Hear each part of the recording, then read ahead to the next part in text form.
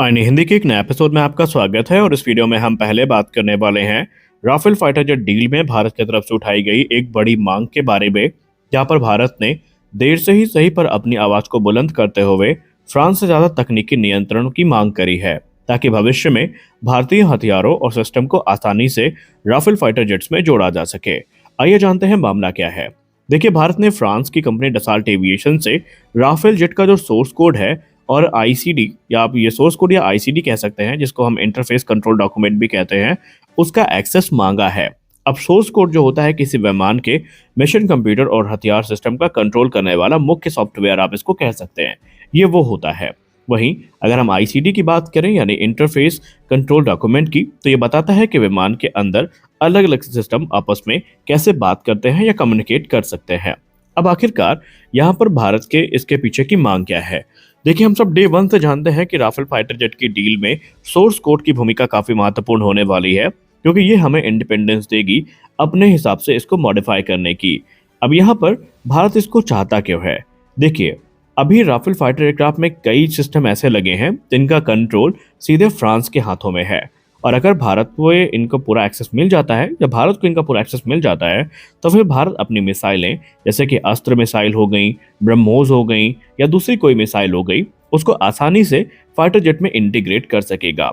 और software update के लिए फ्रांस पर हमारी जो निर्भरता होगी वो काफ़ी हद तक कम हो जाएगी, और भविष्य में अपग्रेड भारत खुद कर सकेगा, जो कि सबसे महत्वपूर्ण बिंदु है। मिशन डेटा और इलेक्ट्रॉनिक वॉरफेयर सिस्टम पर ज़्यादा नियंत्रण भारत को मिल सकेगा। तो यही सारी चीज़ों को ध्यान में रखकर भारत ने फ्रांस को अप्रोच किया है। अब इस अप्रोच में इंडियन एयरफोर्स जो है वो भी शामिल है, डीआरडीओ जो है वो भी शामिल है।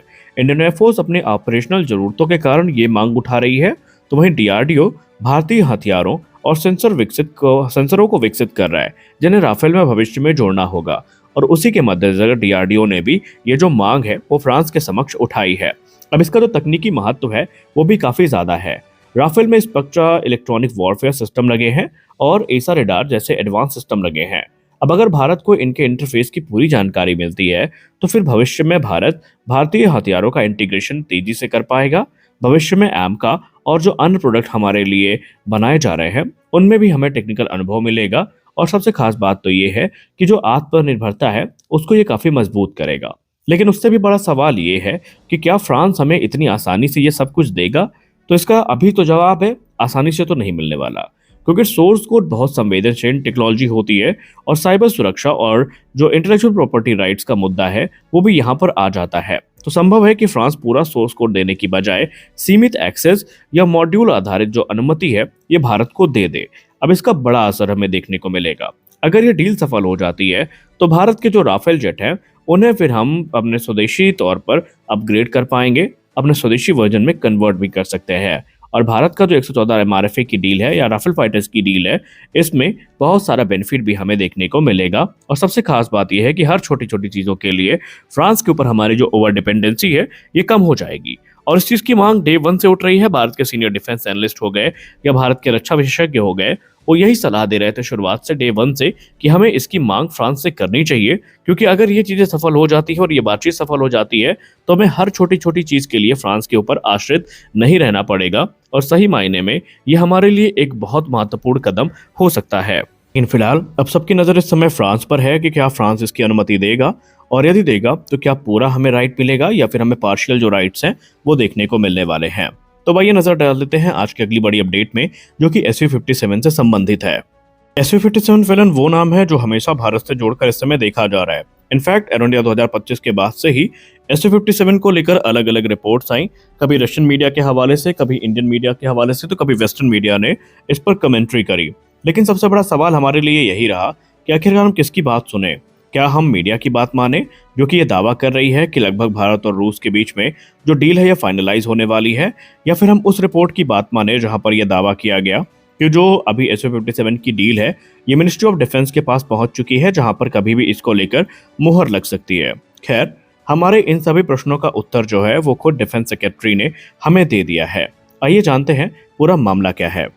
देखिए, हाल ही में भारत के डिफेंस सेक्रेटरी से जब SU-57 डील के बारे में पूछा गया तो उन्होंने इस पे डायरेक्टली जवाब देने से अपने आप को रोका। दरअसल भारत की मिनिस्ट्री ऑफ डिफेंस के defence secretary Rajesh Kumar Singh sir ने कहा कि फिलहाल भारत इस समय ना तो रूस और ना ही अमेरिकी फिफ्थ जनरेशन फाइटर एयरक्राफ्ट के निर्णय पर कोई टिप्पणी कर सकता है। उन्होंने कहा कि अभी हमने इस पे कोई निर्णय नहीं लिया है। उन्होंने ये भी कहा कि भारत का प्राइमरी फोकस अपना खुद का fifth generation fighter aircraft programme है और अभी हम इसी पर फोकस कर रहे हैं। दरअसल भारत का जो एम का प्रोग्राम है, इसके अंतर्गत हम खुद एक काफी स्टेल्दी फाइटर बना रहे हैं जो कि मल्टी रोल कैपेबल होगा। और सबसे खास बात यह है कि इसके थ्रू हमें फिफ्थ जनरेशन टेक्नोलॉजी का जो एक्सेस है ये मिलने वाला है। और इसमें आपको एडवांस एवियोनिक्स, सेंसर फ्यूजन, लो ऑब्जर्वेबल स्टेल्थ कैपेबिलिटी, इसके अलावा जो डीप स्ट्राइक कैपेबिलिटी है ये मिलने वाली है। फिलहाल सरकार का लक्ष्य है कि हम अपनी स्वदेशी डिजाइन और जो प्रोग्राम है उसको लेकर आगे बढ़ें और लॉन्ग टर्म सपोर्ट पर पूरा नियंत्रण रखें। लेकिन उन्होंने इस बीच इस पे भी इनकार करने से मना कर दिया कि हम किसी दूसरे फाइटर एयरक्राफ्ट की तरफ देख नहीं रहे हैं। यानी इसका सिर्फ एक संदेश है। अगर हम रक्षा विशेषज्ञों की बात माने तो वो इसकी तरफ इंडिकेट करते हैं कि भारत इस समय जब तक सारी चीजें फाइनलाइज नहीं कर लेता, जब तक जो जियोपॉलिटिकल सिचुएशन है ये भारत के अनुरूप नहीं आ जाती, भारत किसी भी चीज को रिवील नहीं करने वाला है। देखिए, रूस का जो संभावित ऑफर है ये Su-57 जो अभी नया वेरिएंट है M1E, इसको लेकर है। और अमेरिका ने फॉर्मल क्योंकि ऑफर किया नहीं तो F-35 की हम बात नहीं करेंगे। तो यहाँ पर भारत स्पष्ट है कि कंसीडर तो कर रहा है, लेकिन भारत अभी इस पे कोई जो टिप्पणी है वो करना नहीं चाहता और इसके पीछे कई कारण हो सकते हैं। आपको याद होगा हाल ही में एक रिपोर्ट सामने आई थी जहां पर बताया गया था कि भारत इस समय रूस और जो यूक्रेन के बीच में मामला है वो शांत होने का इंतजार कर रहा है।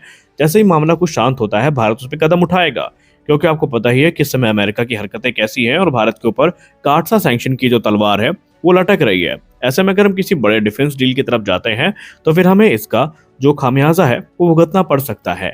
एक ये भी पक्ष हो सकता है, जबकि एक्सपर्ट्स एक पक्ष ये भी मानते हैं कि भारत इस समय जितनी भी टेक्निकल रिपोर्ट्स हैं उनका अध्ययन कर रहा है और जब सारी चीजें भारत के अनुरूप हो जाएंगी तो उसके बाद ही भारत जो है अपना जो कदम है वो निर्धारित करेगा। हालांकि अगर भारत को ऐसा लगेगा कि उन्हें तत्काल Su-57 या किसी फिफ्थ जनरेशन फाइटर की जरूरत है तो वो उस पर निर्णय अवश्य लेंगे। हालांकि इस समय मामला जो है मिनिस्ट्री ऑफ डिफेंस के अंतर्गत है और विचाराधीन है। अब इस पर निर्णय कब तक आएगा ये कह पाना जल्दबाजी है, लेकिन उम्मीद है कि 2026 में ही हमें कुछ बड़ी रिपोर्ट्स जो FGFA प्रोग्राम है उसके संबंध में दिखाई पड़ सकती है। और तब तक के लिए ये कह पाना कि Su-57 आ रहा है या फिर जो F-35 आ रहा है ये जल्दबाजी होगी। हालांकि हमने अभी हाल ही की वीडियो में आपको M1E वेरिएंट के बारे में बताया, जिस वेरिएंट ने इंडियन एयरफोर्स को सबसे ज्यादा अपनी ओर आकर्षित किया है। फिर चाहे वो उसका इंजन हो, फिर चाहे उसमें AI इंटीग्रेशन हो या फिर उसका एडवांस रेडार हो, बहुत सारे फैक्टर्स हैं जो वहां पर एक क्रिटिकल रोल प्ले कर रहे हैं। अब भारत किसको कंसिडर करेगा इसके लिए हमें भविष्य का इंतजार करना पड़ेगा। तो आज के इस वीडियो में बस इतना ही। आशा करते हैं यह वीडियो आपको अच्छी लगी होगी। वीडियो अच्छी लगी तो वीडियो को लाइक करिए, नए हैं तो चैनल को सब्सक्राइब करिए। मिलते हैं अगले वीडियो में कुछ और अपडेट्स के साथ, तब तक के लिए जय हिंद।